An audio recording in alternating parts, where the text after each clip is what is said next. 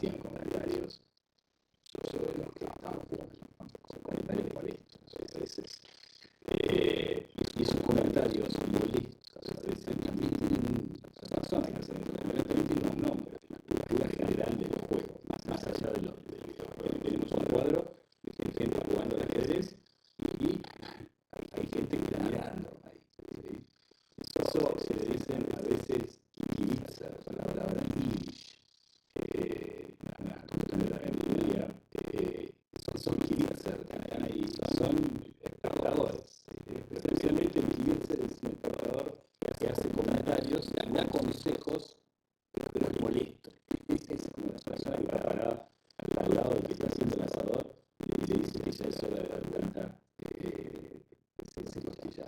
No hay que meterse ahí, sabemos que en la cultura no hay que meterse. Bueno, me asombró ver que en la cultura que había un nombre para esa persona, un kibitzer. Hace comentarios, van, mira, hace comentarios y a veces puede llegar a molestar un poquito. Pero luego comprobamos que en el transcurso de la historia había gente que le gusta cambiar, jugar a los demás. ¿Sí? Sí, faltarle la casa en casa. Eso no todavía lo vimos. Esa es la final del torneo de Space Invaders. Y la final tenía esos motores, que eran grandes, esos televisores grandes para la época. Y ahí están los finalistas que jugaban y estaban en esa posición para que la gente pueda verlo.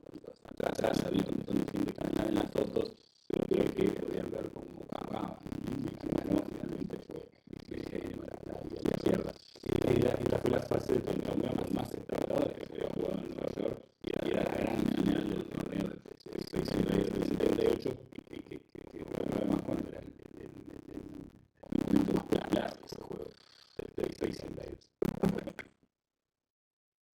Otra clásica siempre de todas las familias hasta el día de hoy, en aquel entonces y hasta el día de hoy, los hermanos menores siempre espectadores. Ahí está una animación de un chico viendo cómo juega el hermano y era la típica, ¿sí? Hemos estado ahí como hermanos menores y hemos estado ahí también como hermanos mayores, probablemente algunos. Había una mezcla de gusto en esto, pero a veces era como un sufrimiento porque no te dejaban jugar, ¿no? O te dan Pero la típica, te dan el joystick desconectado. te daban el desconectado, claro, si vos pensabas que estabas jugando, pero no, era mentira. Pero es cierto que entre los hermanos, los amigos, los sobrinos, los parientes sobre todo porque tienen más diferencia de edad, eh, siempre hay uno que ese como que está mirando, ¿no? Y a veces, como digo, tiene esa cosa de sufrimiento porque quiero que me deje jugar, pero también había, y lo reconozco, cierto placer en ver jugar al otro, ¿no? En ver cómo el otro está pasando los niveles y cómo se desenvuelve en cada desafío.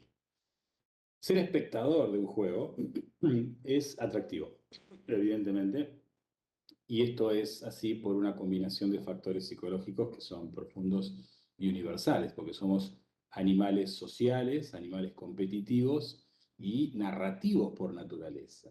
Esto nos diferencia del resto de los seres vivos.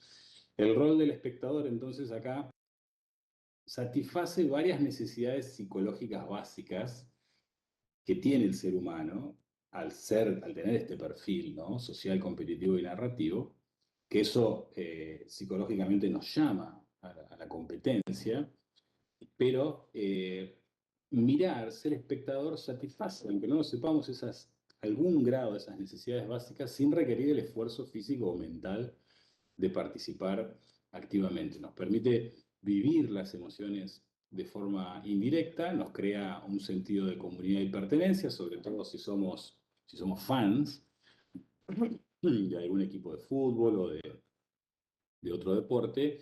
Eso también nos hace tener un sentido de comunidad y pertenencia que también es importante para la psicología de la raza humana y provee cierto escapismo, una narrativa y una apreciación de las habilidades humanas, porque estamos viendo a veces con gusto de ver cómo alguien juega bien, ¿sí? Estaba jugando recién Francia y Noruega, y Francia es un equipo que juega bien, si bien le tenemos un poquito tal vez de miedo, porque puede llegar a ser nuevamente nuestro rival. Ahí en el fútbol también se da este mismo fenómeno, ¿no? nos gusta ver jugar bien, nos gusta ver los equipos que juegan bien, por ahí decimos, va a venir, no sé, Brasil, Inglaterra, no digo que ese sea, pero sabemos que va a ser un partidazo, porque hay gente que juega bien, y eso lo vamos a disfrutar. Eh, entonces, nos permite vivir esas emociones de forma indirecta y nos sentimos en comunidad y a la vez también apreciamos las habilidades humanas. Ser espectador de un juego es un rol, digamos, que ha sido estudiado desde la psicología, ¿no? Y que tiene esto de mirar que nos resulta atractivo. Bueno, como decía Mariela en el chat, hay también un proceso de aprendizaje, ¿no? De ver para aprender. Esto es sumamente importante. Pero a veces no tenemos ese objetivo e igual nos gusta mirar. En los 90, a medida que fue incrementando la popularidad de los videojuegos, historia que ya conocemos, con el auge de las consolas, con el posicionamiento dominante de Nintendo y de Sega, y todo el comercio que vino detrás de eso, más el crecimiento de las PC, que no solo eran cada vez más baratas, sino que también eran cada vez más poderosas y por lo tanto más gente las tenía en su casa, entonces eran más accesibles. Entonces, en todo ese auge, digo, hay una curva de crecimiento, perdón, bastante grande en los 90, digo, en todo ese auge, la popularidad empezó a exceder a otros medios. Y esto originó varios shows televisivos, además de las revistas tradicionales, que era probablemente en la década del 70 y 80 la forma de consumir esto de los estas cosas de videojuegos, ¿no? Tenías que comprarte una revista especializada, que había varias, y hemos mencionado algunas, pero hasta ese momento era lo único que tenía. Bueno, en los 90, con la popularidad de los videojuegos y además con el advenimiento también del cable, mayor cantidad de canales, etcétera, empezaron a aparecer varios shows televisivos.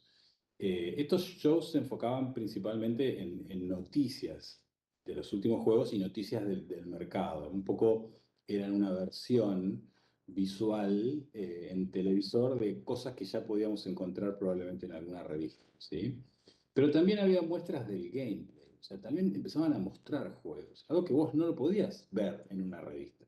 Pues en la década del 70 o en la década del 80 comprabas alguna revista para saber cuáles eran los próximos juegos que venían en las consolas, lo único que tenías era una foto del juego, o sea, en todo caso de un par de pantallas y algún comentario de algún editor, pero no podías ver realmente cómo era el juego. Algo que hacemos nosotros con frecuencia, ¿no? Cuando aparece un juego del que hablan, lo primero que vamos a ver es al menos qué tipo de gameplay es. Queremos ver aunque sea 10 segundos de alguien jugando. Vamos a YouTube, buscamos el videojuego, vemos a alguien jugando y decimos, ok, es un juego de estrategia en tiempo real con componentes de rol, etcétera. Está bien, es un FPS con una narrativa. Es como el Diablo, es como el Doom, es como el Call of Duty. Y eso lo necesitamos para juzgar un juego. Bueno, estos shows televisivos trajeron esa nueva dimensión. Mostraban breves gameplay, mostraban breves escenas, porque no podían hacerlo durante todo el programa. Claramente el minuto en el aire muy costoso y había muchas cosas que mostrar. Entonces mostraban apenas un poquito, capaz que mostraban algún truco, pero no mucho más. ¿Sí? Bueno, Gamers, Cybernet y Bad Influence eran tres shows televisivos de la década del 90 en Estados Unidos que tuvieron mucho éxito y que fueron un poco precursores de la cultura del programa de videojuegos, ¿sí? Pero hubo otros shows, quise decir, como GamePro TV, también en Estados Unidos, que era la versión en televisión de una revista que se llamaba GamePro, ¿sí? Nickelodeon sacó un programa en su canal, Nickelodeon Nick Arcade, donde hablaban de videojuegos, de consolas y de lo que pasaba en los arcades, ¿sí? Y mostraban algunos juegos y había algunas competencias entre sí.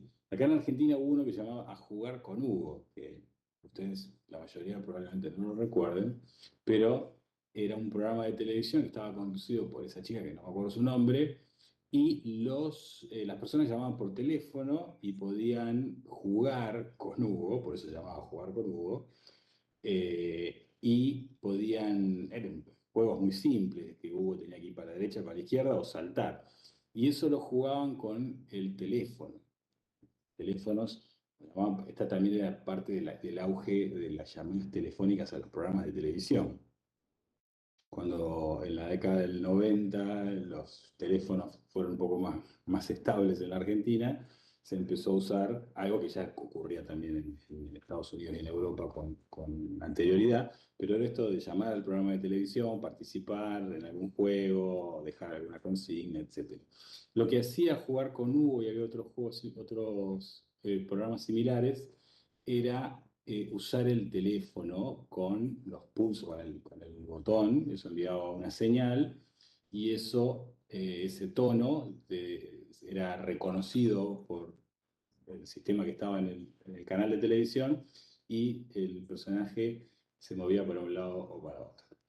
Ahí Fabricio dice, para mí era todo mentira eso. Bueno, siempre fue una cosa rara eso, porque fue un debate constante. Algunos piensan, y probablemente tenían razón, era que apretabas, eso generaba un ruido y me imagino que había tal vez un empleado que apretaba un botón pensando que había apretado el botón 5. Puede ser así, no lo sé, pero también puede ser que se reconozca el sonido, porque tenían sonidos diferentes, esos botones, ¿sí?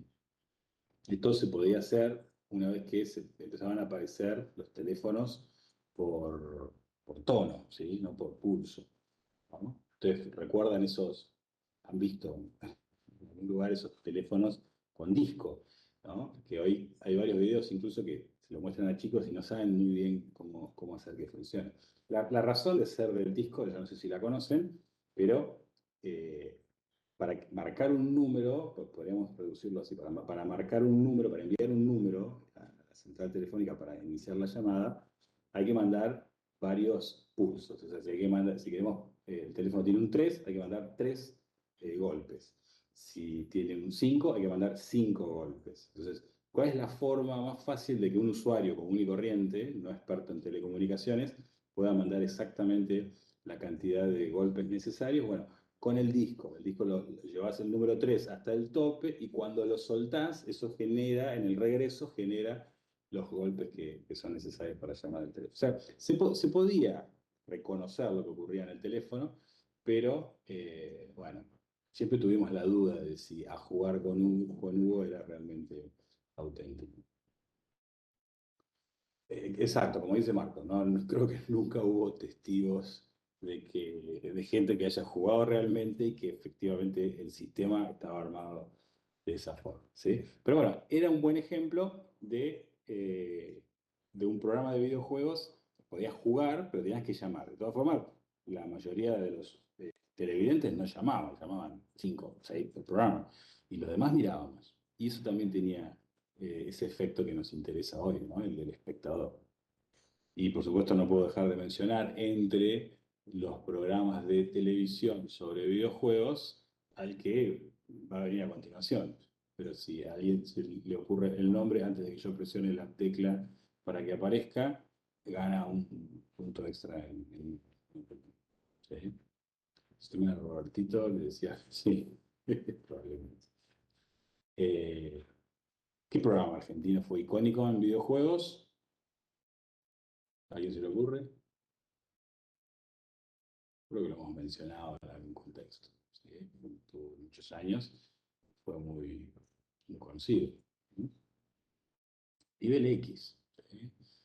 Nivel X fue probablemente uno de los programas más conocidos, que estaban conducidos por esas dos personas cuyo nombre no me acuerdo, pero que tuvo mucho éxito y fue bastante icónico. O sea, no solo te enterabas de las últimas noticias, que a veces era difícil, porque tenías que tener internet y no siempre tenías internet. En esta época ya existía internet y ya existía internet en los hogares, pero lo más común era enterarte por los medios, ya sea revistas o por los programas de televisión. Y este era como el más accesible, nivel X.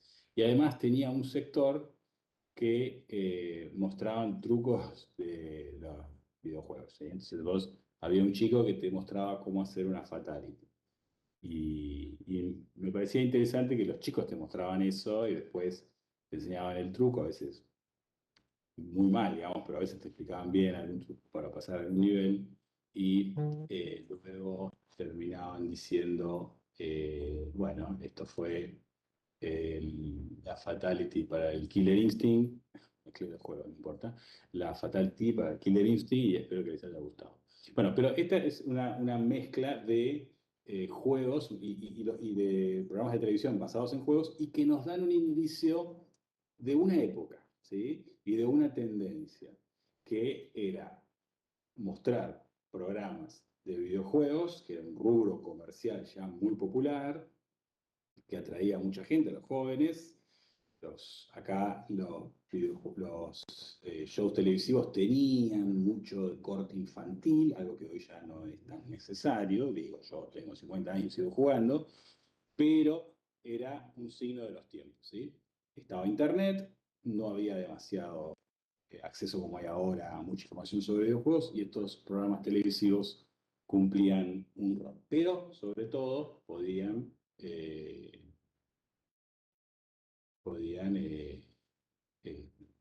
mostrar el gameplay de los juegos, ¿sí? Bien, voy a poner acá. Listo. Bien. ID Software es una productora de videojuegos, que ustedes ya seguramente la conocen porque es la dueña, la madre de dos juegos que hemos mencionado varias veces. Uno es el Doom y el otro es el Quake. El Doom yo lo he catalogado como uno de los productos, uno de los mejores videojuegos de la historia, uno de los productos de software más sólidos de la historia y con mucha funcionalidad en el universo de videojuegos que fue bastante revolucionario, ¿sí? No solo esto del juego en tercera persona, en primera persona, perdón, con escenarios 3D, la temática era interesante, los niveles eran desafiantes, pero además algunas cuestiones técnicas, era muy sólido el Doom y el Quake, los motores de juegos muy sólidos, raro que se te colgara el Doom, eh, muy versátil y además tenía algunas cuestiones modulares que desde lo técnico del software también son importantes, como la posibilidad de modificar los niveles y la organización de los archivos, y hemos visto también que nos permitía jugar eh, en Deathmatch con alguna conexión local, digamos, tenía sus revoluciones. Y no se acaban en las que hemos mencionado. Otra de las revoluciones un poquito más escondidas del Doom es que tenía un modo que se llamaba modo demo, ¿sí? El Doom y el Quake, los dos lo tenían. El modo demo era en realidad archivos que contenían información para reproducir una partida. Vos los podías obtener esos archivos, eran extensión .lmp o LAMP en el Doom, en el caso del Doom, y en el caso del Quake se llamaban .dem, pero la idea era básicamente la misma. ¿Qué tienen estos archivos de interesante en esta historia del streaming, del espectador, que es lo que estamos analizando hoy? El archivo era simplemente un archivo de datos bastante básico, es decir, no guardaba las imágenes del juego, no era un video del juego, sino contenía información codificada sobre el input del teclado, del mouse, del ratón, del joystick, y estaban registrados con bastante precisión durante un juego, de forma tal que un cliente, un juego instalado, podía leer ese archivo y reproducir el mismo input sobre el juego de forma tal que veías básicamente el mismo juego que había jugado alguien antes. Entonces era como un script donde se reproducía el juego.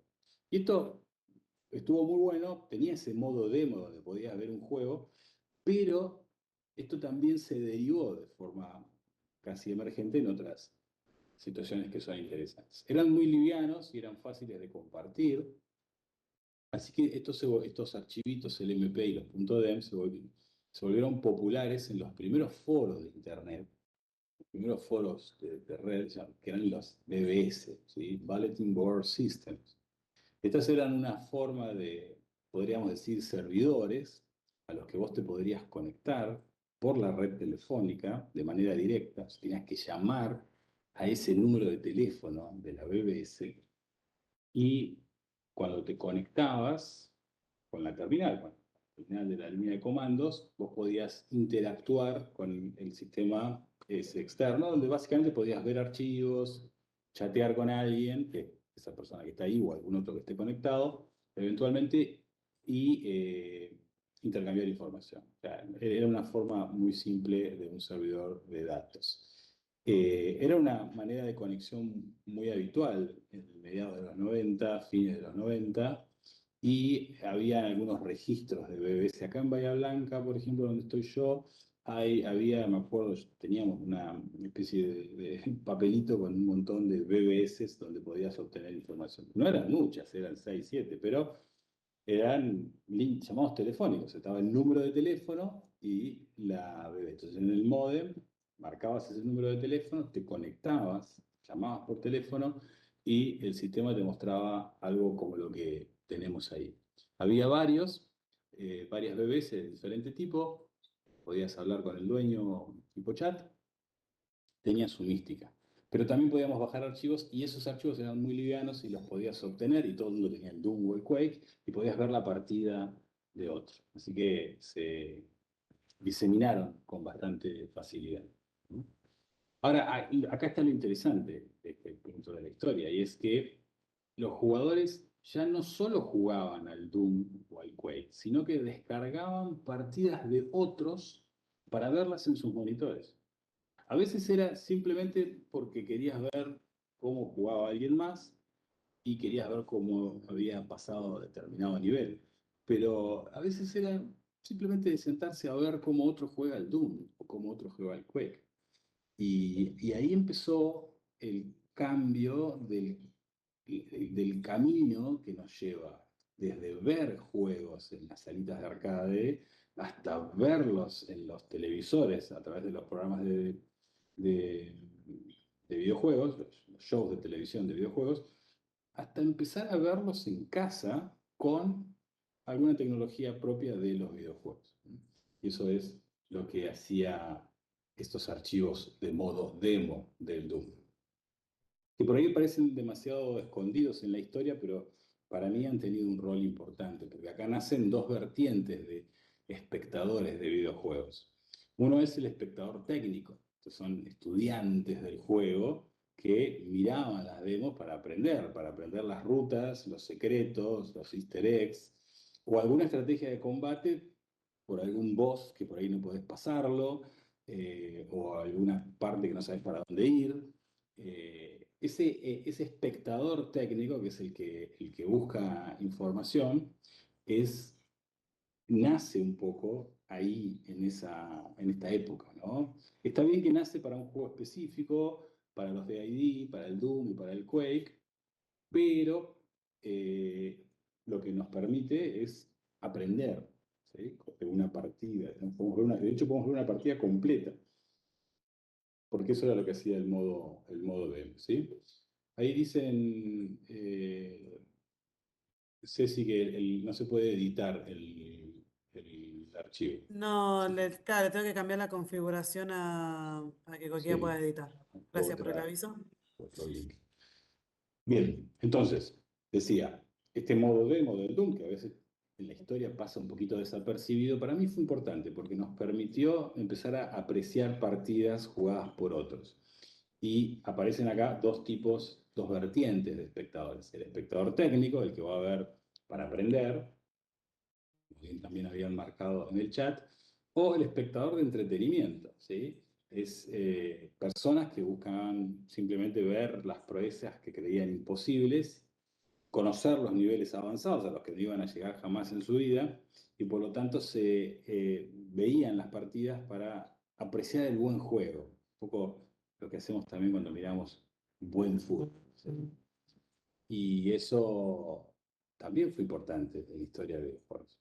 Bueno, estas primeras formas de espectadores se empiezan a dar en estos casos. El modo demo del Doom es otra virtud del Doom que quería sacar a destacar porque efectivamente es una de las primeras manifestaciones, si no la primera manifestación en la cual empezamos a tener espectadores de partidas de videojuegos completas, ¿sí? Además, nacen aquí dos subgéneros también importantes, ya que podíamos grabar una partida, ¿eh? Que era en realidad grabar los inputs del teclado y del mouse, pero podíamos grabar una partida. Y esa partida yo te la puedo compartir para que vos la veas eh, y puedas ver cómo jugué. Nacen acá dos subgéneros. Uno es el speedrunning. El speedrunning es una forma de juego, tratamos, ustedes ya lo saben seguramente, tratamos de jugar el juego lo más rápido posible y eso no ha estado exento de controversia actualmente y anteriormente. Por ahí uno venía y decía, sí, yo hice todo el nivel 1 del Doom segundos. Bueno, nadie se lo creía. Tenía que tener una forma de comprobarlo, ¿sí? Ahora hay videos de speedrunning, pero tienen que estar un poco también certificados de que no es un video acelerado, etc. Bueno, el speedrunning ya estaba hace rato y los speedrunning de Doom se podían validar con esos archivos LMP. O sea que si había una competencia entre amigos, entre conocidos, en una ciudad, una región o una comunidad, de ver quién terminaba más rápido el nivel tanto del Doom, era fácil comprobarlo a través de los archivos LMP, ¿sí? Así que surge ahí por primera vez el speedrunning certificado, que es parte de las necesidades de este tipo de juego, de forma de jugar. Y lo otro que nace es machinima, ¿sí? Esta mezcla de videojuegos y cine. Los archivos de demo se podían eh, grabar con ciertas formas de jugar que podían estar coreografiadas, ¿no? Entonces podíamos, con unos amigos, podíamos entrar a un escenario, esto ocurrió más en el Quake que en el Doom, entrar a un nivel del Quake y comportarnos de alguna forma, actuar, en lugar de pegarnos tiros unos a otros, actuar. Y podíamos hablar a través del chat que se veía en la pantalla. Entonces todo eso se grababa y esa forma de grabarlo y luego reproducirlo se podía interpretar como una película hecha en el Quake, ¿sí? Y es probablemente la primera manifestación de este rubro que tuvo su auge en un momento y después se calmó. Probablemente las dos primeras expresiones más conocidas de esto son The Diary of a Camper en 1996, esto es para Quake también, y Red versus Blue del 2003. Si los buscan en YouTube, van a poder ver esos dos videos. Duran un poquito, pero son expresiones interesantes porque eh, es un nuevo uso de videojuegos, aprovechando la tecnología propia del videojuego para hacer algo diferente, ¿no? Crear algo, crear contenido de manera diferente. Y eso también es importante, porque actualmente, desde hace muchos años, está la discusión de si el jugador genera contenido en sí mismo, ¿no? Es una discusión un poco filosófica. Pero bueno, hay muchos de esos. El primero fue probablemente The Diary of a Camper en 1996. ¿Sí? Aburridísimo, pero fue un producto interesante. En el 2005 sale YouTube. También en esta historia tiene un rol importante. Recordemos, nos juntábamos en las salas de arcade a mirar cómo juegan los otros. Después, cuando hubo más shows televisivos sobre videojuegos, mirábamos esos shows y veíamos parte de los juegos, parte de un gameplay al menos, ¿sí? Y después con el Doom, con el Quake, más allá de poder juntarnos con amigos y ver cómo juega el otro, podíamos bajar partidas y verlas. Y podíamos además crear contenido. Esto es un hack nuevo que apareció que también fue muy creativo. YouTube también tiene un rol en todo esto. Fue fundada en el 2005 por tres ex empleados de PayPal y es una aplicación que prácticamente inició la era de videos compartidos online. No era la primera, YouTube, ya había una anteriormente, pero las dos salieron más o menos al mismo tiempo. YouTube fue la más veloz y la más práctica y la primera y la que más creció. ¿Sí? El eslogan de YouTube era Broadcast Yourself, o sea, vos mostrar tus videos y mostrarte vos mismo. Ese es el primer video de YouTube, donde uno de los fundadores está en un zoológico, y eso tiene 19 millones de vistas. No, perdón, 396 millones de visualizaciones hace 21 años, ¿sí? Y está él en el zoológico. Bueno, YouTube fue un gran éxito cuando salió, fue una de esas empresas que arrasaron y fueron escalando incluso un poquito más rápido de lo que podían sostener. Ahí al toque, lo compró Google y realiza unos cambios en el modelo de negocios por suscripciones, por propagandas, etcétera, y en algunos aspectos de diseño. Es el segundo sitio más visitado del mundo, YouTube. En mi opinión, una auténtica revolución de información y conocimiento. Yo siempre digo, vos tenés que cambiar una persiana y lo primero que vas a hacer es ir a YouTube a ver un video de cómo se cambia una persiana. ¿Sí? Y es una de las formas más comunes hoy de aprender y de consumir información. ¿Sí? Entre los videos más populares que aparecían en YouTube, que cualquiera podía subir su contenido, están los de gente jugando videojuegos. Esto fue un fenómeno que se dio al principio, básicamente.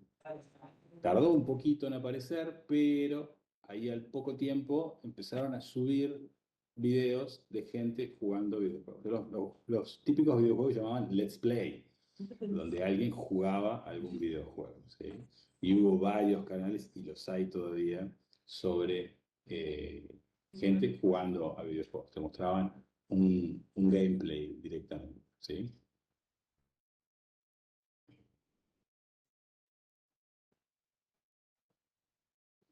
En el 2007, siguiendo esta moda de sitios con videojuegos, con videos, en el 2007 nace Justin TV. Nace como un experimento bastante radical, era uno de estas cuestiones que también estaban asociadas al auge de Gran Hermano y algunos programas de televisión. En Argentina llegaron un poquito más tarde, pero unos años antes estaban en Europa y en Estados Unidos. Justin Khan se colocó una cámara en la cabeza y transmitió su vida a las 24 horas. Ese era su objetivo de Justin TV. ¿Sí? De hecho, ahí esa foto es de esa época y tiene la cámara ahí al lado del gorro. ¿Sí? La idea era transmitir todo el tiempo su vida. Lo que hicieron después es abrir esa misma idea a otros usuarios. No tan abierto al principio, pero en general podías registrarte y hacer lo mismo que había hecho Justin Camp. Y una categoría que empezó a crecer de forma desproporcionada fue la de videojuegos, casi por accidente en Justin TV. ¿Sí? Así que en 2011 dijeron, che, acá hay más plata para hacer, pero con otro rubro más especializado, así nos mantenemos separados lo que es el streaming y el broadcast de la vida de una persona versus otras cosas. Así que en 2011 deciden separar esa categoría ya sin TV, dejarlo como un rubro de streamers de su vida personal y crearon Twitch. ¿Sí? Twitch fue diseñada específicamente para videojuegos y la idea es que el espectador aquí no sea tan pasivo como lo venía haciendo hasta el momento, que era un tipo que miraba y a lo sumo hacía comentarios. ¿Sí? Acá la idea es tratar de ofrecer una plataforma para que emerja una comunidad que hasta el momento todavía no estaba completamente definida, pero que empezó a crecer de a poquito. En 2014, Amazon compró Twitch por 970 millones de dólares. Y a partir de ahí empezó a tener ya el rumbo comercial de las grandes empresas. Me parece que el negocio es abrir una empresa y vendérsela a los grandes en poco tiempo. ¿Sí? Twitch, todos lo conocemos seguramente, es una plataforma donde podemos ver videos, pero además es una plataforma de streaming, o sea, podemos tener videos en vivo con mucha facilidad.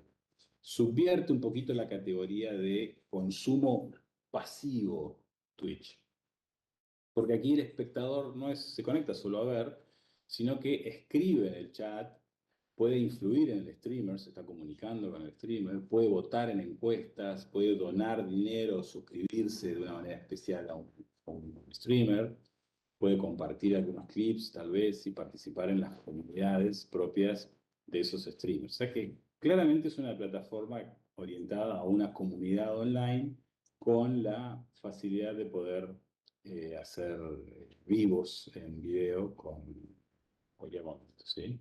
Entonces pasa Pasamos de tener una audiencia pasiva, como la veníamos teniendo hasta ahora en el relato, a una audiencia participativa, gente que puede ya formar parte de la comunidad y tener mayor contacto con el streamer, ¿sí? Y empezaron a aparecer algunos fenómenos interesantes. Por ejemplo, en el febrero del 2014, un desarrollador anónimo, creo que era de Australia, conectó el chat de Twitch directamente a un emulador de Pokémon rojo. Cualquier usuario podía escribir un comando, arriba, abajo, A y B, lo que es típico de la interfaz de esta versión del Pokémon, y el juego lo ejecutaba, ¿sí? Y fue bastante interesante. 120.000 usuarios de manera simultánea intentaban controlar al mismo personaje.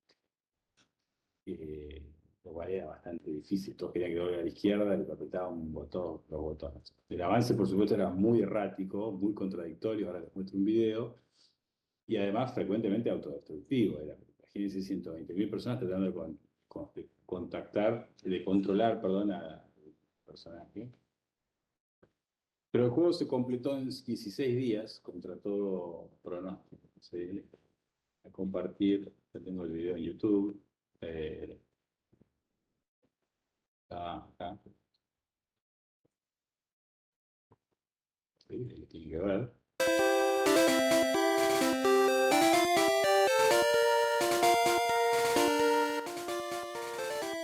Voy a sacar el sonido porque si no, no podemos hablar. No sé si lo estaban escuchando.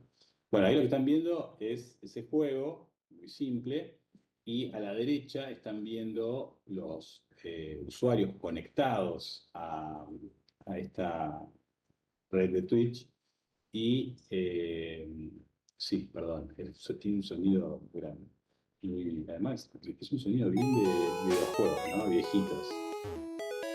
Hay algo místico ahí que me gusta. Bueno, fíjense, todas estas personas que están pasando acá están tratando de controlar al personaje, que como verán no tiene un movimiento así muy concreto. Lo que sí queda claro es que en algún momento no queda otra que ir a la derecha, entonces casi todos iban a la derecha, como está ocurriendo ahora en este momento. Entonces vas avanzando. Pero después a veces había que tomar más decisiones y era más difícil. Pero lo controlaron y fue muy interesante. Voy a cortar porque en algún momento me va a ensordecer. Fue un experimento interesante, parece, que se dio solamente en este mundillo del streaming, ¿no? Eso fue muy bueno.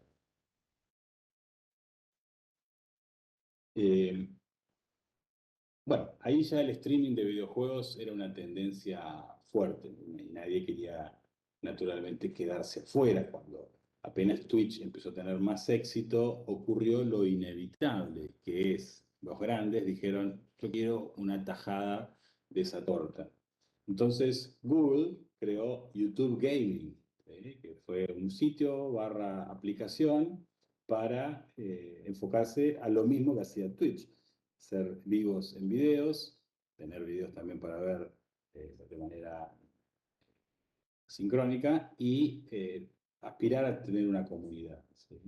Facebook sacó Facebook Gaming también con el mismo tenor, streaming de juegos y eventualmente apoyarse en la comunidad que con éxito ya había creado Facebook. ¿Sí?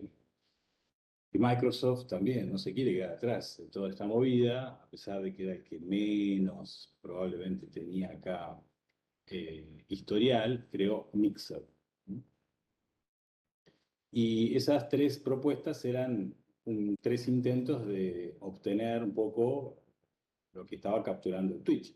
Y la idea era centralizarlo, sacar un poquito el negocio a Twitch y empezar a capitalizar ese gusto por videojuegos y esta cultura que estaba surgiendo del streaming. ¿Sí?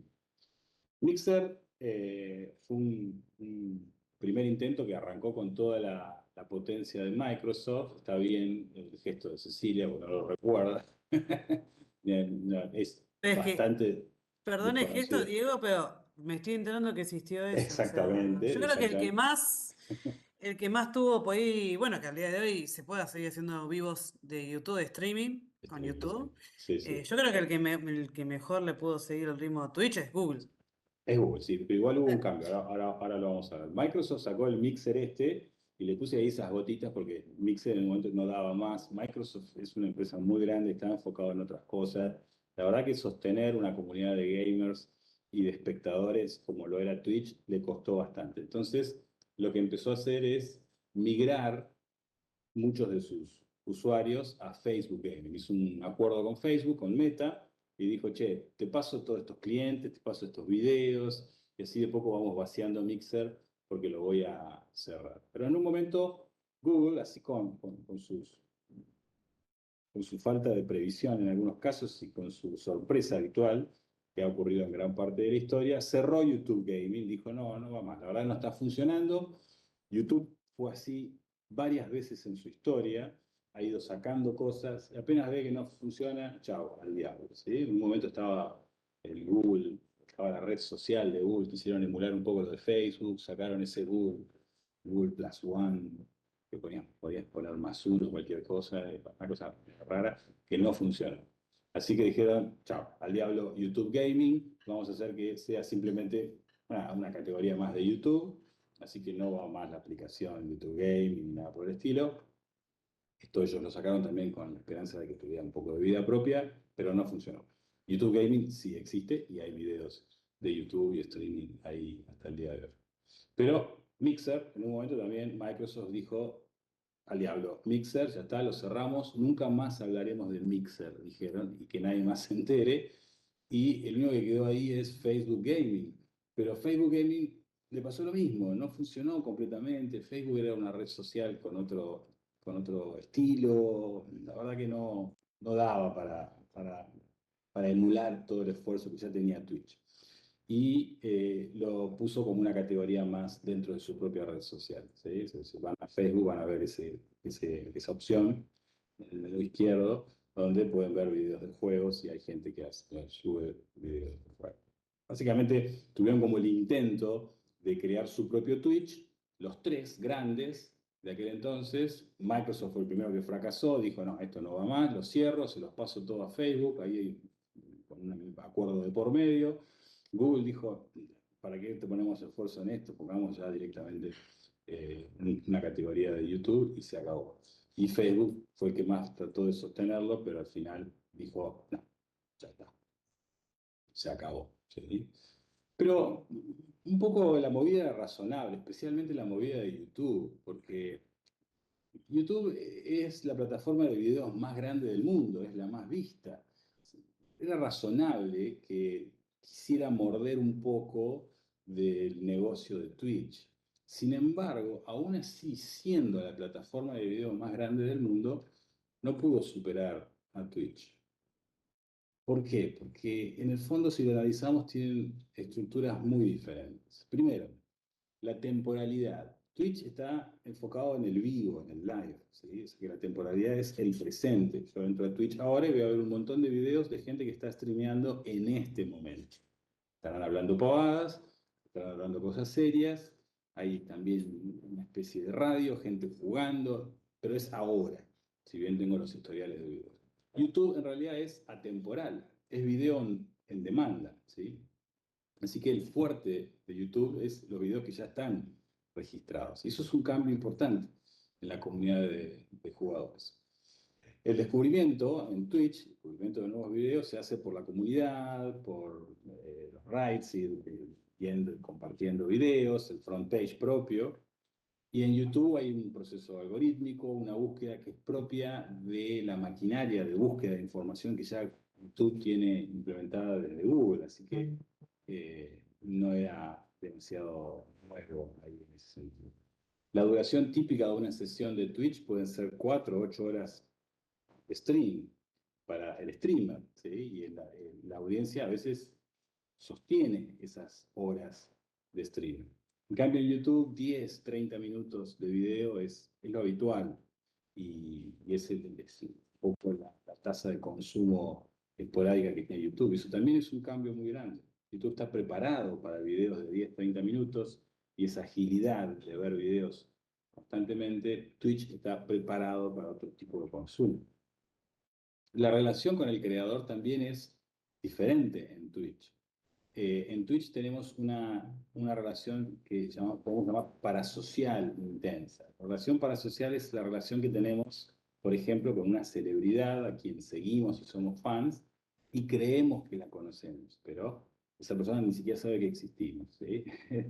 Por ejemplo, Messi. Entonces, queremos mucho a Messi, le cantamos todos feliz cumpleaños. Hace poco sabemos de su familia, sabemos cómo juega el fútbol, obviamente, de sus hijos, de su esposa, de sus amigos, etcétera, pero Messi no tiene ni idea de quién somos nosotros. Entonces, esa relación parasocial es intensa. En Twitch es muy intensa. La comunidad de seguidores establece una relación con el streamer que es naturalmente asimétrica. O sea, hay más afecto y apreciación de la audiencia hacia el streaming que al revés, porque el streamer no los conoce. Pero es una relación además cotidiana, mucho más cotidiana en Twitch. Y en YouTube es más distante la relación. O sea, podemos seguir a muchos, yo sigo un montón de gente en YouTube, fantásticos, buenas personas, pero la relación es más basado en lo que están mostrando, ¿sí? Lo que están produciendo, por eso decimos por obra de lo que hagan. Y por último, la monetización también tiene un esquema diferente y no es una característica menor. Hay suscripciones en Twitch, hay donaciones, en YouTube hay un sistema de monetización basado en propagandas, en membresías, algunas cuestiones de suscripciones especiales, pero son esquemas diferentes. Naturalmente, YouTube pierde la guerra acá, quiso meterse en el negocio de Twitch y no pudo, porque en el fondo se dio cuenta que su fortaleza pasa por otro lado. Y está bien, no tenía sentido gastar fuerza en eso. Mixer, además, empieza a ser, por más que nosotros no hemos oído hablar mucho de Mixer porque tuvo corta vida, empieza a ser los primeros fichajes. Empiezan a aparecer en la historia de los streamers los primeros fichajes. Una cosa que no había ocurrido hasta el momento, que es contratar a una celebridad, un celebrity, un streamer, un influencer, como le dicen, para tratar de cautivar la audiencia. Todo esto, detrás de todo esto hay dinero, recuerdan, ¿sí? Está la intención de monetizar todo. Bueno, el primero de Mixer fue Ninja, que es un stream, no sé si lo conocen a Ninja, para mí que me gusta jugar Fortnite, como ya saben y he declarado, no puedo no conocer a Ninja. Es un gran jugador que además es uno de los primeros streamers, específicamente de ese videojuego, se hizo muy famoso, un excelente jugador, y Mixer lo contrató exclusivamente, contrató varios millones de dólares, lo cual fue muy interesante. Contrató también a Shroud, otro de los youtubers más o menos de esa época. Bueno, como que quiso contratar a los dos más populares para tratar de capturar la audiencia. Es una movida interesante, una movida razonable, porque al traer un producto nuevo al mercado vos necesitas atención para captivar audiencia, ¿no? Fíjense que acá las lógicas del streaming son un poco las lógicas de los canales de televisión también, ¿no? Que quieren contratar a alguna figura conocida para que la gente vaya a ver a su programa. Entonces siempre estuvo, por muchos años, si Mario Pergolini iba al canal A o al canal B y Marcelo Tinelli iba al canal A o al canal B. Entonces eso era importante porque esa gente trae su audiencia también al canal y vos podés vender mejores propagandas, mejores publicidades, etc. Bueno, Mixer arrancó así, pum, la plata de Microsoft encima, contrataron a Ninja y a Shroud. YouTube Gaming hizo lo mismo, contrató un par de youtubers, también un par de streamers, perdón, también bastante conocidas, Pokimane y Valkyria. Estas chicas jugaban, por supuesto, también, pero también hacían otras cosas, charlaban, etc. Ninja y Shroud también tenían sus momentos, pero más enfocados en los videojuegos. ¿Sí? El tema es que la audiencia no lo siguió como antes. O sea, la plataforma de Twitch, donde ya estaban todas estas personas, tiene valor propio, tiene su comunidad, su cultura, su infraestructura social. Y esto es común hoy en día, pero la tecnología, las grandes empresas lo fueron descubriendo de a poco. Las redes sociales y este tipo de comunidades son muy generacionales, tienen una gran influencia de la generación que las absorbe en primera instancia. Las generaciones más jóvenes, por ejemplo, no usan Facebook actualmente, ¿sí? De hecho, para algunos Facebook es una red de viejos, como dicen. Pero la verdad es que usan más Instagram, usan más TikTok.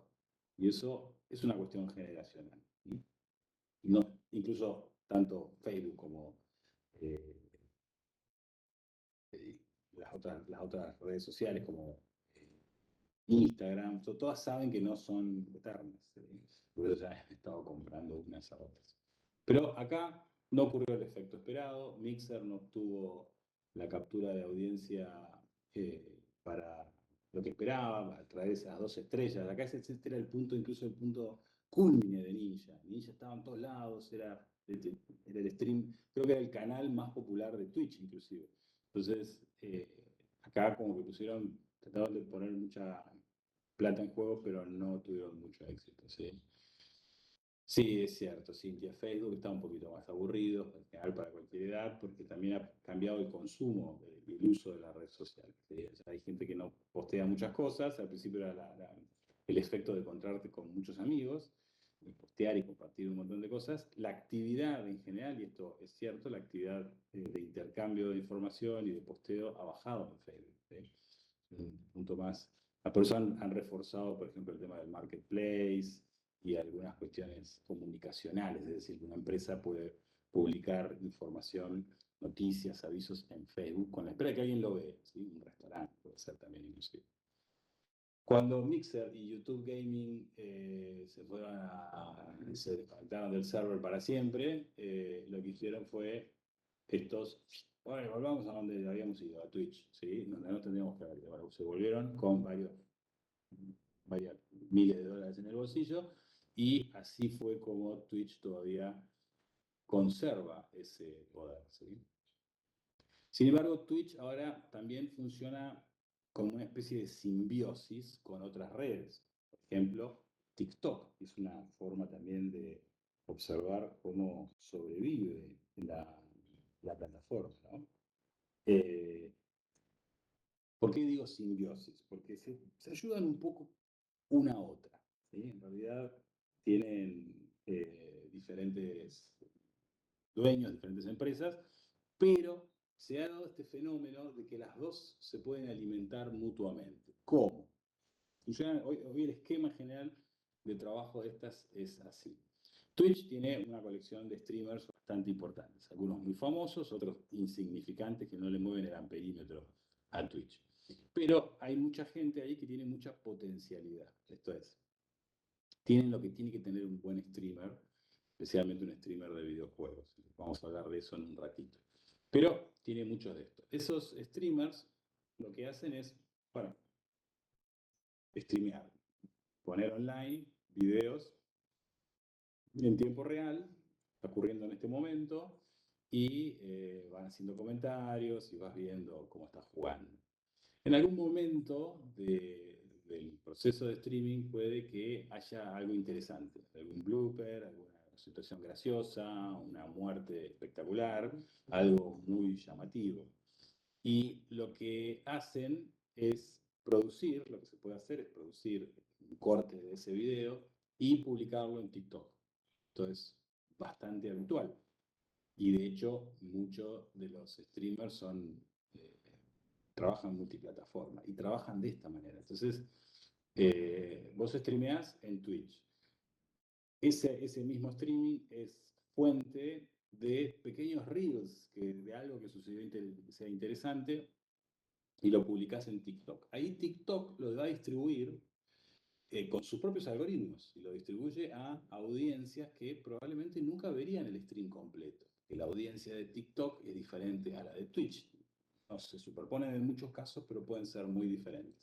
Acá lo importante es que el usuario, este que está ahí en el medio, está viendo TikTok y la forma de ofrecerle videos a esos usuarios a través de algoritmos y técnicas diferentes a las de Twitch. Como que sale del ecosistema de Twitch ese video, entra al ecosistema de TikTok, y ahí las reglas pueden ser tales que ese reel, ese pequeño video, se lo muestre a gente nueva que no está en Twitch. ¿Sí? Como que estamos apoyando la producción de contenido en dos plataformas diferentes. Esa persona le gusta ese video, le pareció interesante, le llamó la atención el juego, a veces no lo conocía, y le parecen interesantes los comentarios del streamer, graciosos, etcétera, y pasa a ser un nuevo seguidor del streamer original. Es una forma de retroalimentación propia que es bastante frecuente. Acá gana Twitch porque puede aumentar el nivel de usuarios y gana TikTok porque lo que se streamea en Twitch puede ser también contenido nuevo para TikTok. ¿Sí? Y esto es importante. Y también es importante acá tener, uno dice, bueno, pero esto ¿cuántas veces ocurre? Recuerden que estamos hablando de una escala de miles, cientos de miles, millones de personas. ¿Sí? Entonces, con que haya 100.000 que están mirando el video y con que haya de eso sacás 20.000 que estaban viendo el reel y de eso solamente 1.000 son usuarios nuevos de Twitch, excelente, es buenísimo. Parece que en la escala ha sido una pequeña porción y así es, pero en el fondo Twitch termina, ese seguidor de streaming termina ganando 1.100, 200 seguidores más y eso es muy, muy, muy importante. Sí. Actualmente Twitch sigue siendo líder en esto. El sistema está un poco fragmentado, los usos y costumbres van cambiando también de manera generacional, pero sigue siendo el líder, ¿sí? Aunque aparecen algunos contrincantes con algunas opciones también interesantes, como por ejemplo Kick. Kick nació relativamente hace poco y le cambia las reglas del juego a Twitch con el esquema de remuneración para los usuarios. Twitch tiene un esquema de 50 y 50. O sea, la plata que entra, la mitad va para Twitch, la mitad va para el streamer. Y Kick nace proponiendo un 95-5, o sea, 95 para el streamer, 5 para Kick, nada más. ¿Sí? Esto es un poco discutible, algunas personas no creen demasiado, otros quieren pasarse a Kick por esta razón, pero saben que están siendo víctimas de una campaña de absorción muy agresiva, porque algunos dicen que no hay forma de sostener el crecimiento, escalar una plataforma como la de Kick, como la de Twitch, solamente capturando el 5% de lo que se gana en el canal. Pero más allá de esa apreciación económica, sigue teniendo Twitch algunos competidores, como los ha tenido anteriormente, y por ahora va ganando Twitch, siempre. ¿Sí? Eh, pero eso puede cambiar, porque cambian las costumbres, de nuevo, cambian las generaciones, y así como las generaciones abandonaron Facebook para irse a Instagram, y algunos abandonaron Instagram para irse a TikTok, o no abandonaron tanto Instagram, pero tienen TikTok también. Bueno, esos movimientos son difíciles de controlar, ¿sí? Y puede pasar. El streamer profesional, además, no es simplemente alguien que juega bien. En muchos casos, eso ha resultado bueno, tener un buen juego. Pero no siempre ha sido así. De hecho, muchos de los streamers exitosos son jugadores bastante mediocres. Son muy graciosos, pero son jugadores mediocres. Y está bien, no importa eso. Lo que vende es la personalidad en tiempo real y la reacción, el humor, la capacidad de sostener atención durante horas sin guión, ese carisma que tiene que tener el streamer. Y eso lo obtienen los streamers exitosos, han hecho uso de ese carisma y obtienen buenos resultados. ¿Sí? ¿Usan videojuegos? Sí, muchos usan videojuegos. ¿Son buenos juegos? ¿Son buenos jugadores? No, en muchos casos son un desastre. Pero a veces eso también es motivo de diversión. ¿Sí? Lo que importa acá en el fondo para nosotros es que detrás de esto se usa un videojuego como forma de conectar con la gente. Ya sea que estoy jugando bien o estoy jugando mal. ¿Sí? Los streamers además necesitan consistencia. Acá apareció una forma de trabajo nueva que hasta el momento no existía. no existía, esto no existe, esto empezó a surgir recién hace, yo diría, 10 años, no mucho. Necesitan consistencia, entonces tienen que streamear 8 horas diarias, 5 o 6 días de la semana durante años. Es un trabajo que es extenuante.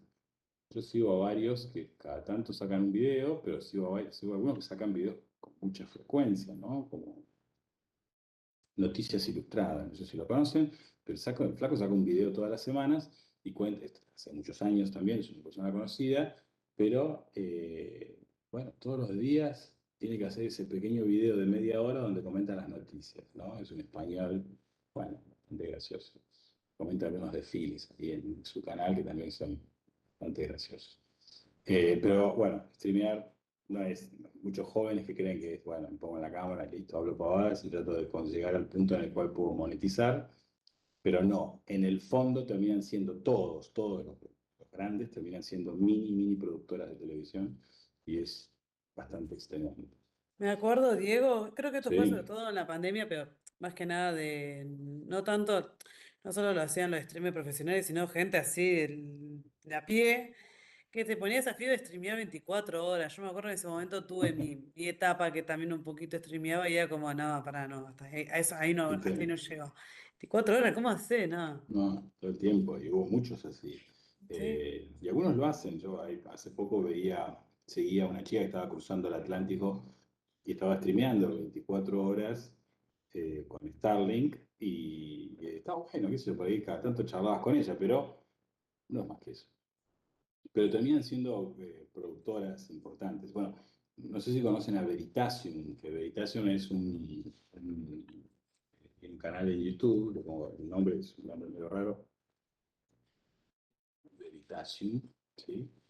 Puse ahí en el chat. Mm. Veritasium es un flaco que comenta cuestiones de ciencia, experimentos, es un divulgador científico, muy bueno, y ha hecho grandes videos, muy buenos. Son los videos más vistos en YouTube. Es un flaco que saca un video y a la hora ya tiene 1 millón de vistas, o sea, monetiza bastante bien.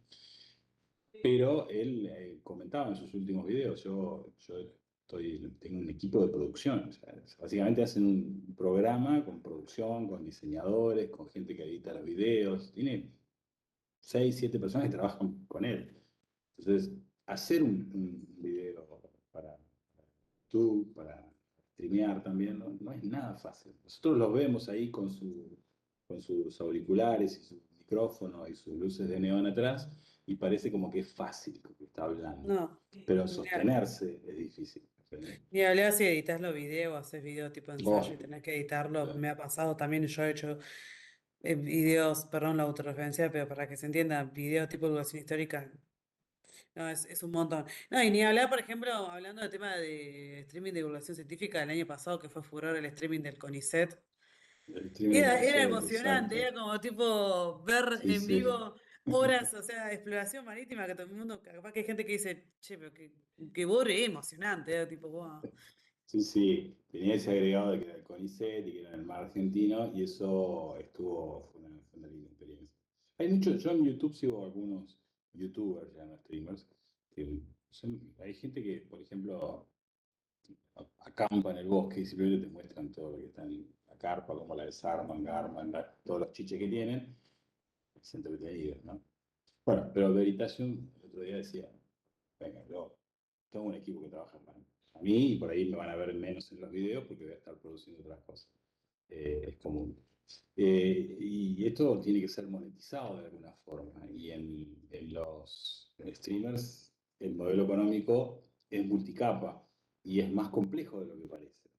Eh, Tienen ingresos directos de la plataforma y es parte de la base del sustento de su actividad. Tenés que ser muy bueno para esto, tenés que tener muchas vistas. Tienen suscripciones, Twitch retiene el 50%, el 30% para partners selectos, o sea, las suscripciones, Twitch muerde un poquito. Tienen donaciones también, algunas ayudas pequeñas, un margen alto, pero es un poco volátil y es un poco impredecible, capaz que lo tenés ahora y el mes que viene no. Y YouTube, por ejemplo, tienen publicidad, ¿sí? Eso es menos relevante en live que en YouTube. YouTube cobra.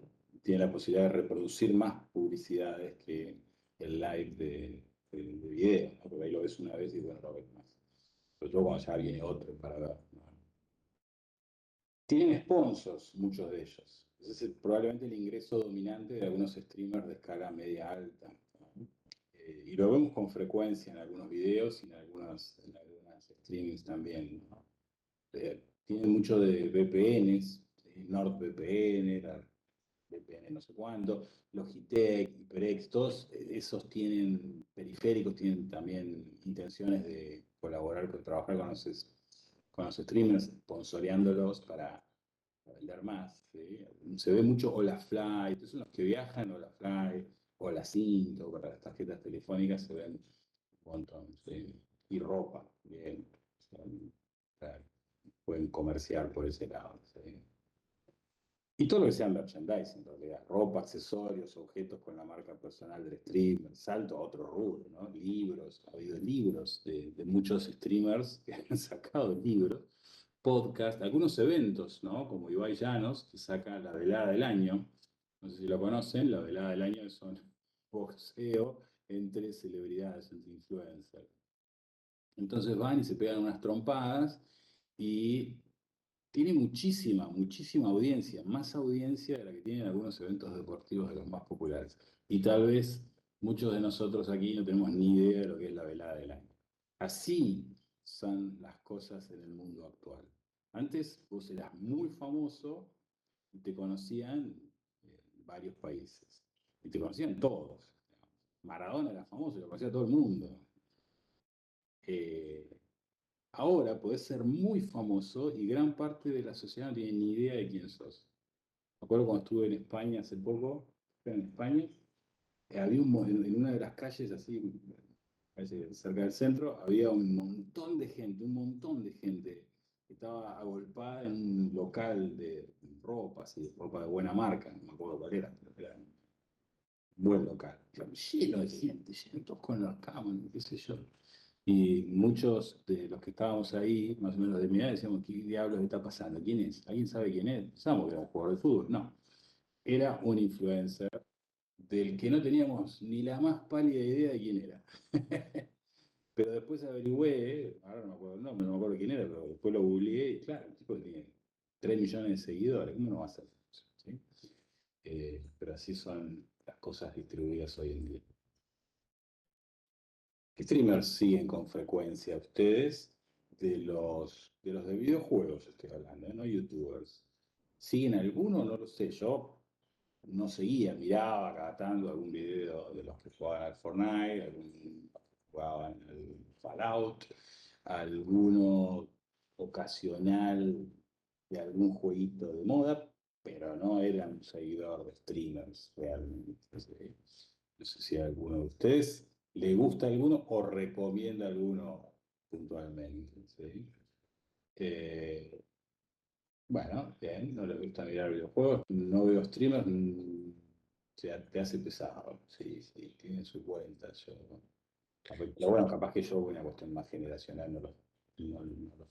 Unos sí, otros no. Yo voy a Decime. decir algo muy boomer, pero nunca le enganché a ver cosas en vivo. Siempre veo, por ejemplo, veo gameplays. Me gusta el gameplay, sobre todo este es re irónico. Me gusta ver gameplay de juego de terror. Y a mí no me gustan los juegos de terror porque soy muy miedosa. Es como si no Claro, pero entiendo ¿cómo la. va? Es que, no sé, veo, pues claro, Betty Bait, amo a Betty Bait, es un genio. Yo también lo veo por YouTube. Me encanta Producto, porque sí. además de hacer gameplays, es un youtuber español, tipo te canta la posta con el tema de la industria de los videojuegos. Se nota que hay alguien que está muy atento a eso y fue uno de los primeros en denunciar lo que sea la loot boxes, el tema de las apuestas, entonces como, wow. Pero veo gameplays grabados, pero no los Sí, veo a en mí me vivo. gustan. A mí me gustan gameplays grabados, me gustan los Sí, no. gameplays no comments, ¿sí? Sin comentarios. Ah, Esos me mira, gustan.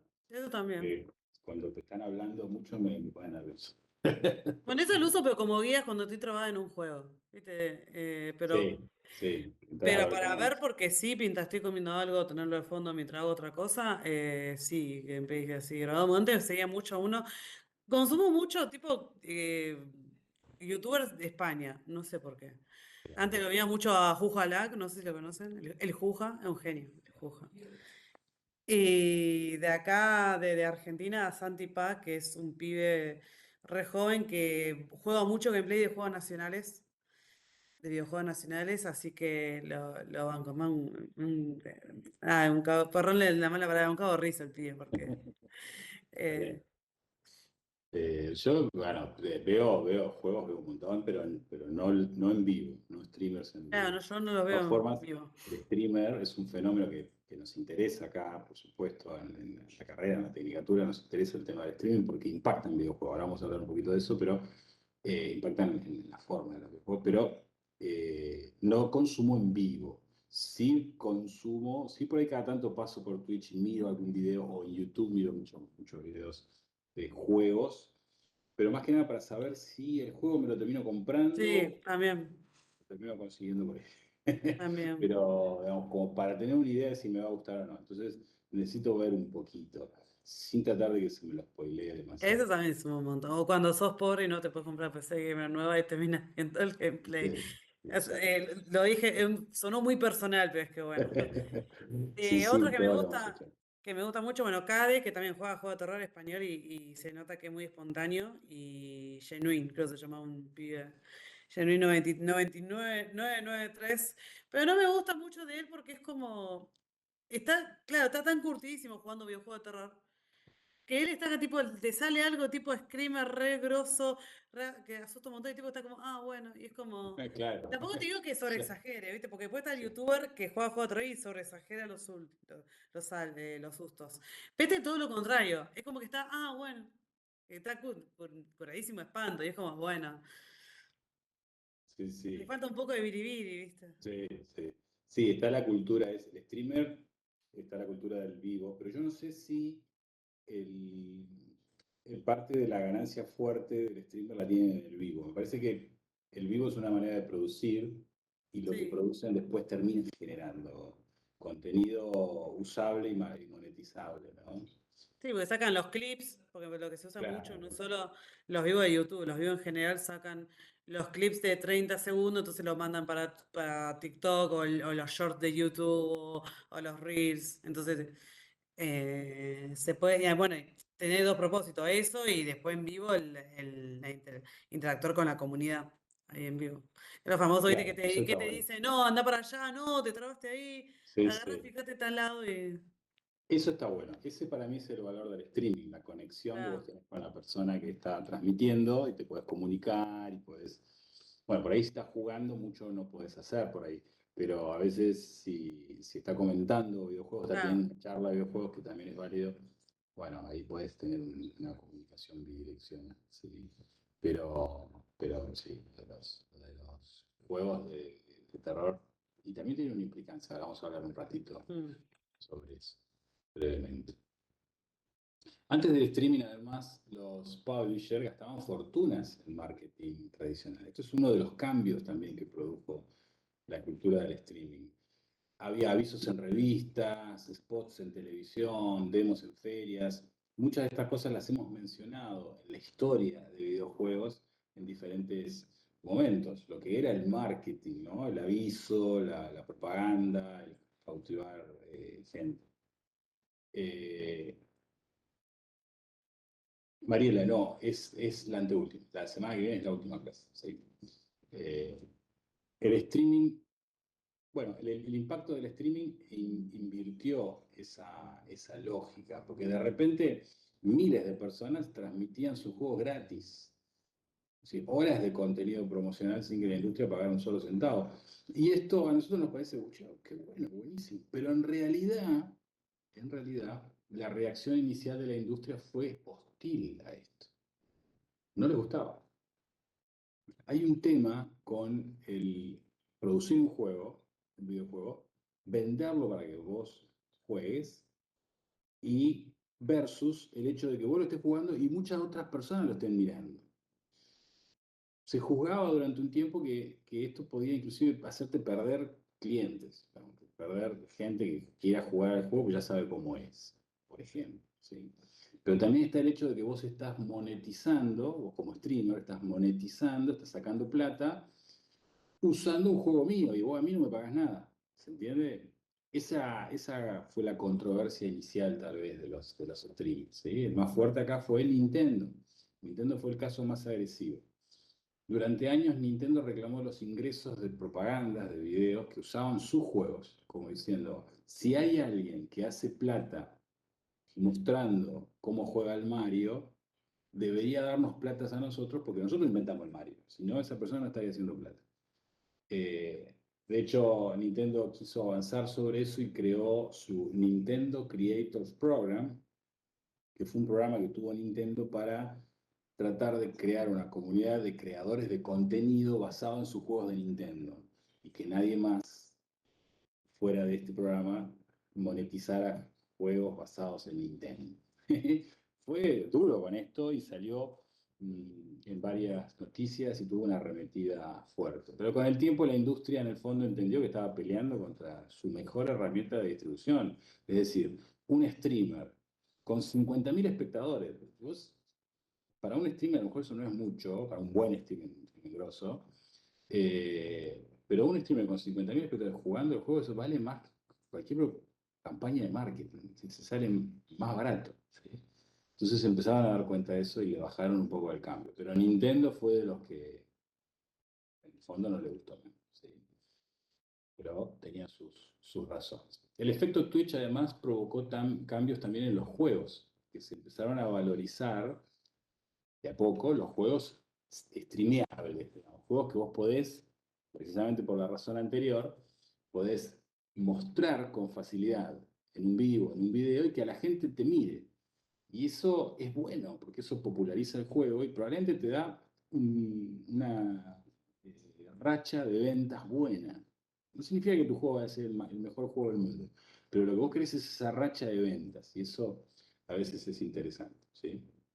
Y hubo juegos que fueron muy streameables, como Among Us, que era un juego que había sido desarrollado y había aparecido desapercibido durante un tiempo, pero que tuvo un gran éxito en el streaming porque lo jugaba un montón de gente y te divertías y de repente, así como vino, se fue. ¿Mm? Lethal Company en el 2023, también con juegos adictivos, un poquito de terror también, pero era muy streameable. Y Vampire Survivors con una gráfica y una estética un poquito más viejita, ¿sí? Que Lethal Company, en apariencia, pero con armas muy configurables y ataques masivos muy atractivos. Y eso lo hacía súper, súper streameable. La gente le gustaba ver a gente jugando estos juegos. Y eso era propaganda. Estos juegos que estamos mencionando acá, Among Us, también, sí, pero Little Company, me parece, Vampire Survivor. Vampire Survivor me parece que fue uno que cuando salió empezó a vender juegos, apenas empezó a streamear algunos y empezó a tener popularidad en Twitch, empezó a vender un montón de juegos, y son ventas de cientos de miles de dólares en poco tiempo, que es un poco lo que buscan, porque también eso te permite no solo comprarte el auto que te gusta, digamos, te permite seguir produciendo videojuegos. En muchos casos son pequeñas productoras, y esto es fundamental. Algunos estudios, de hecho, por esta razón, comenzaron a diseñar videojuegos pensando en el streaming. Por ejemplo, un juego que yo odio terriblemente, Getting Over It. Pero capaz que lo jugaron, no sé si lo han jugado, pero igual hay muchos videos online sobre este juego, pero que tuvo como sí, como un impulso de popularidad y, y le fue muy bien. Muchos streamers lo empezaron a jugar y cuando las cosas no salían bien, porque el tema es que te costaba mucho llegar y avanzar, pues tenías un pequeño fanship, se iba todo al diablo. Entonces, que el streamer se saliera de sus casillas también era entretenido. ¿Sí? Para quienes no lo conocen, ahí lo pueden buscar igual al gameplay por internet, pero ese que está ahí abajo a la izquierda es una persona que está como en una especie de caldero, ¿sí? Y tiene un martillo y con el movimiento del martillo puede hacer como una especie de palanca e ir subiendo diferentes obstáculos. Muy frustrante en algunos aspectos. ¿Sí? Fall Guys en el 2020 también fue un juego súper streameable, tuvo mucho, mucho, mucho éxito. ¿Este tiene película? No, de este no ha sacado ninguna película todavía, me parece. Eh, Creo que no, pero pronto va a salir. Me parece que sí han sacado ahora alguna serie o algo de Among Us. Pero bueno, pronto Fall Guys está diseñado para ser streameado, ¿sí? Y un poco para tener juegos atractivos, pero para una audiencia, para generar comunidad, para que lo vean, tener esa racha de consumo importante. A veces se dan de esta forma, ¿no? Y este es un poco el- la lección del día de hoy en lo de streamer, cómo esta cultura de ver videojuegos, ver y consumir videojuegos, ha ido a su vez generando nuevos videojuegos y cambiando y abriendo un rubro nuevo de generación de videojuegos. Son más de generar comunidad, de generar contenido mostrando cómo se juega. ¿Sí? Y a veces sí, hay una serie, me parece, de Among Us, me pareció verla. Pero Fall Guys, tarde o temprano, seguramente va a venir alguna película cuando ya le hayan sacado toda la plata que le pueden sacar en las plataformas de juegos, lo van a reciclar de esa forma, ¿sí? Pero bueno, a veces pasa eso, ¿no? Hasta dicen, es como He-Man, ¿no? Ustedes saben que He-Man, que ahora estaba en los cines, pero He-Man es un dibujito animado que fue creado para vender muñecos, no por otra cosa. O sea, están los muñecos de He-Man, pero los muñecos de He-Man no se crearon porque hay una serie que se llama He-Man, sino que diseñaron los muñecos, dijeron, vamos a vender estos muñecos y para venderlos vamos a hacer la propaganda más exitosa del mundo, que es una serie de televisión que se llama He-Man.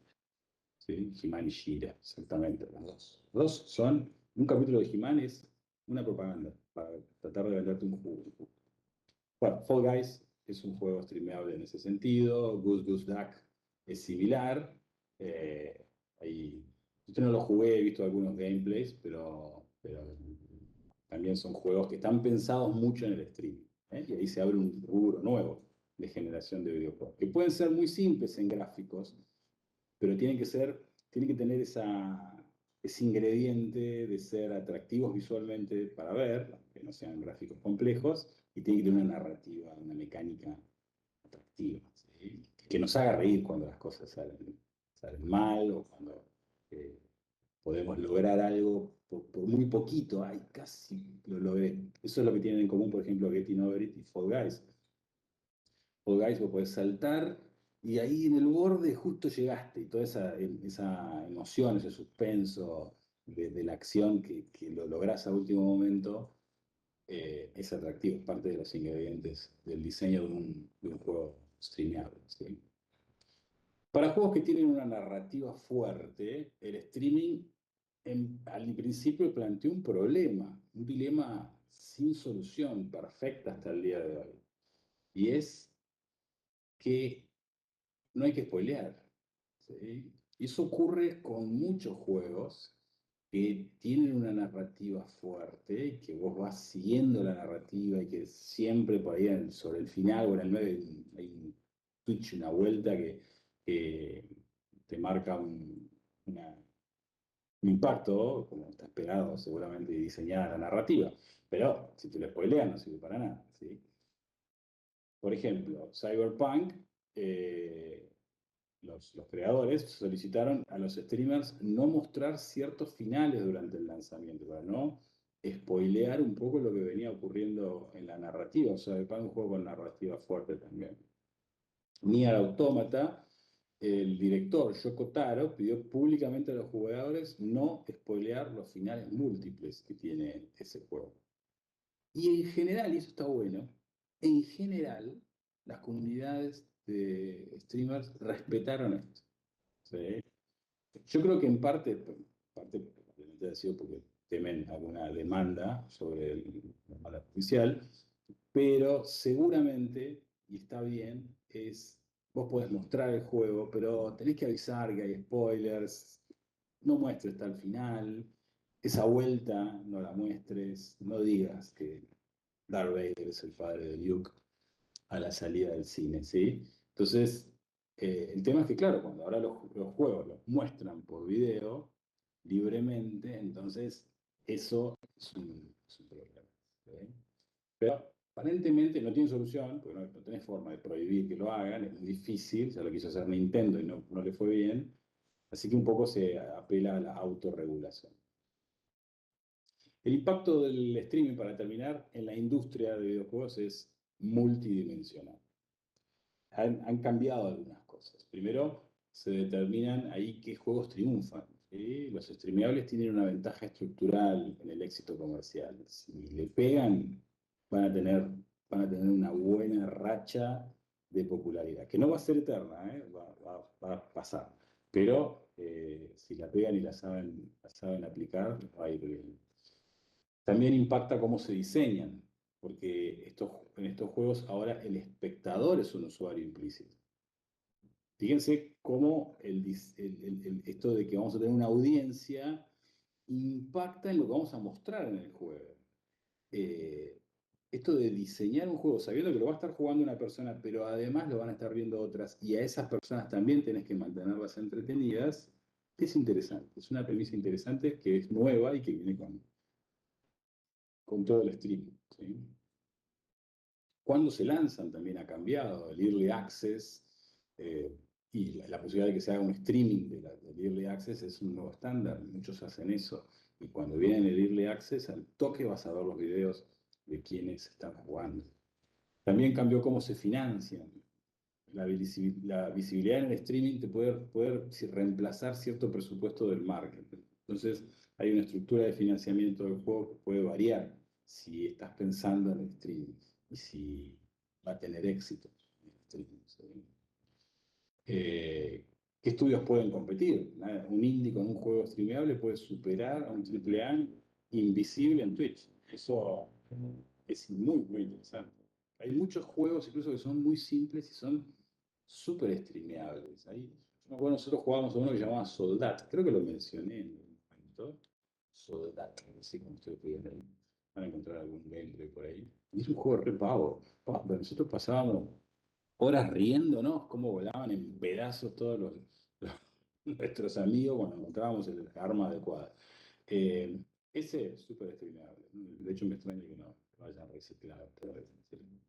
Pero bueno, la gracia de los juegos, de examinar en esta clase el streaming de videojuegos, es porque efectivamente tiene un rol en la historia de videojuegos, la posibilidad de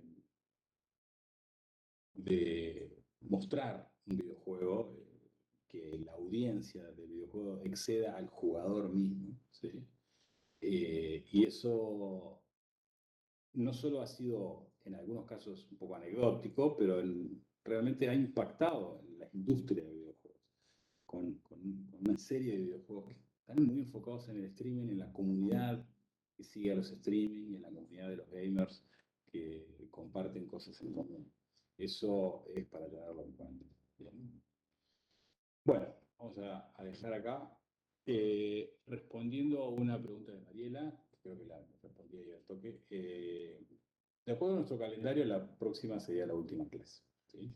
Ahí vamos a tener un cuestionario más que toca armar y lo voy a dejar, que es con los temas que vimos hasta ahora. Y la próxima clase vamos a hacer un pequeño compendio y vamos a hablar de algunas cosas de la historia que nos han dejado hasta acá. ¿Sí? Pero vamos a hacer un raconto general y algún análisis más global. ¿Sí? Que va a estar interesante.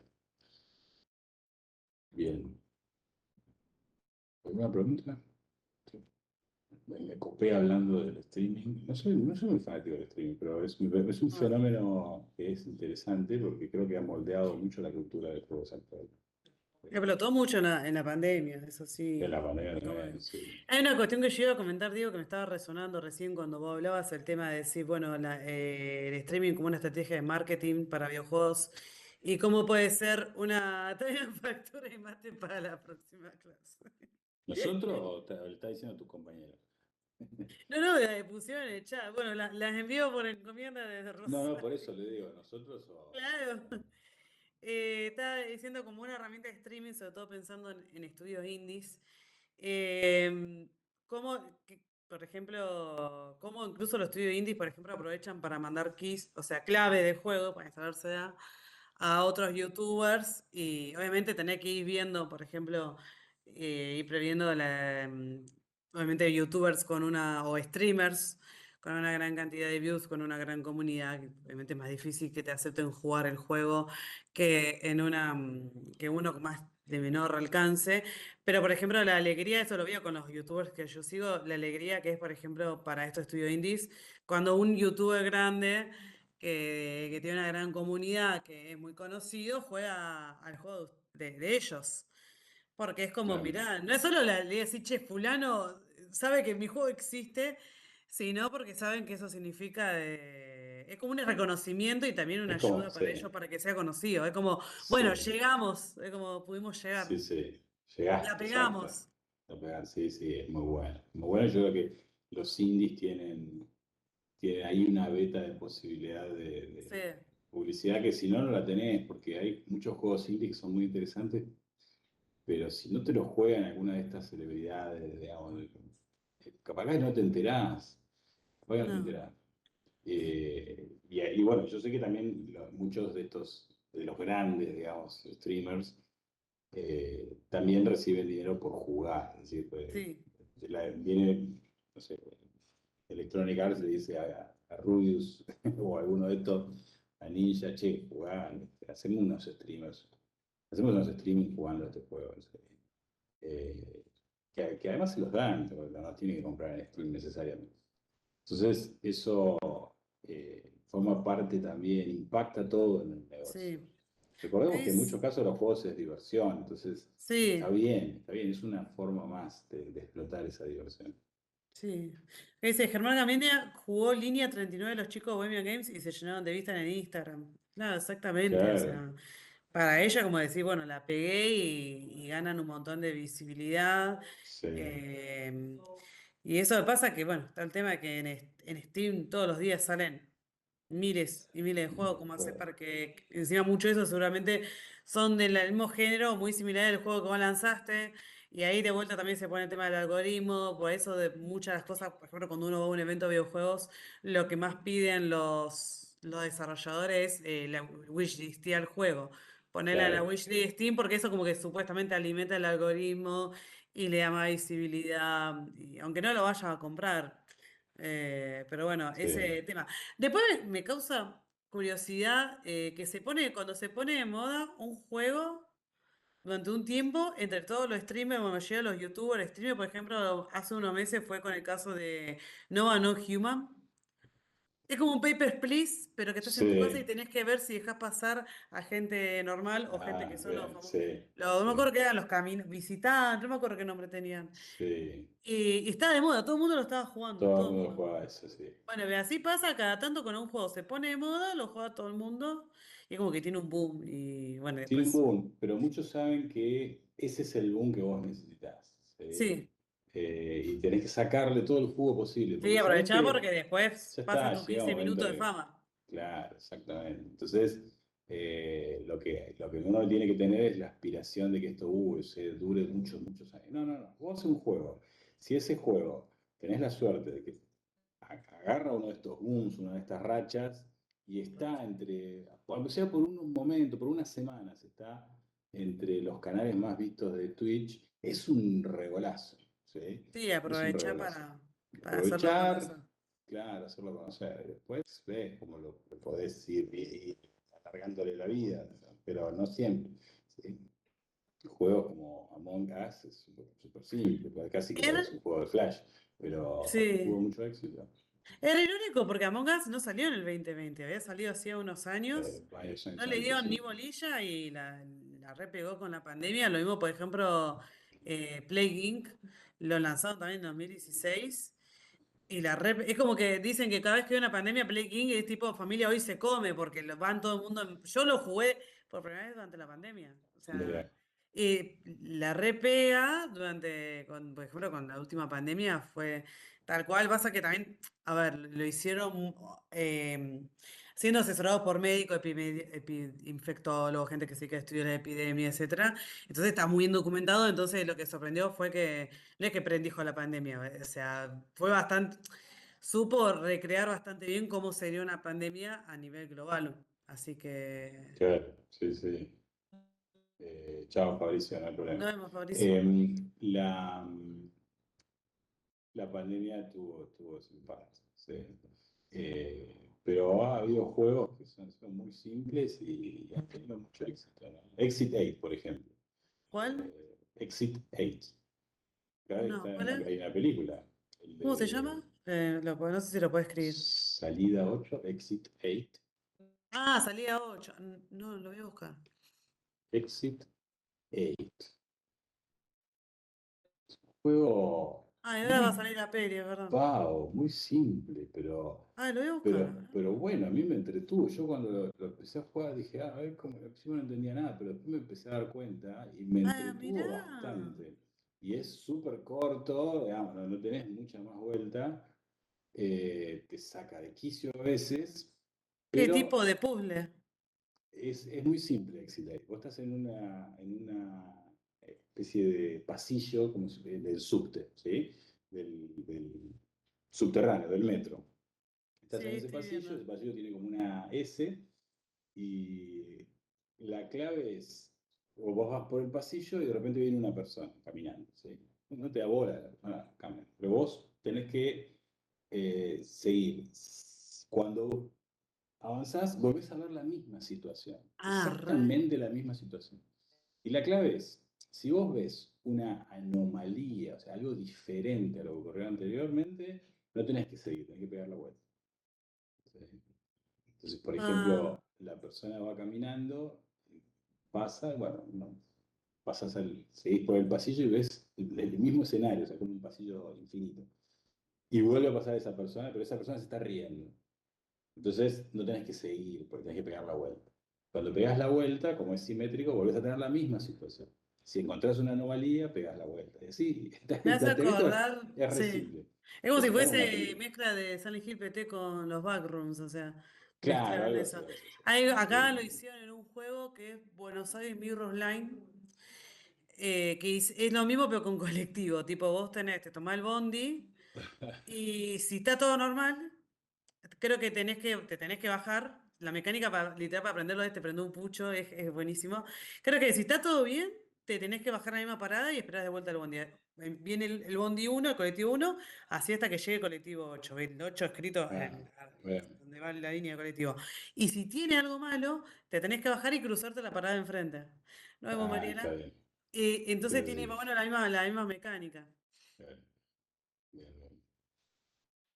Bueno, gente,